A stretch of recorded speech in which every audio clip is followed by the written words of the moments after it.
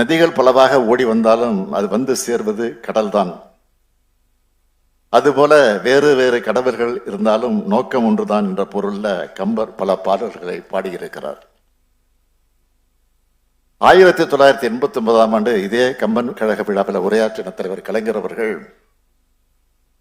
கம்பனின் கவிதைகளில் தீட்டிய கனவாம் வளம் குழிக்கும் திருநாட்டை உருவாக்க உறுதியேற்போம்னு குறிப்பிட்டார்.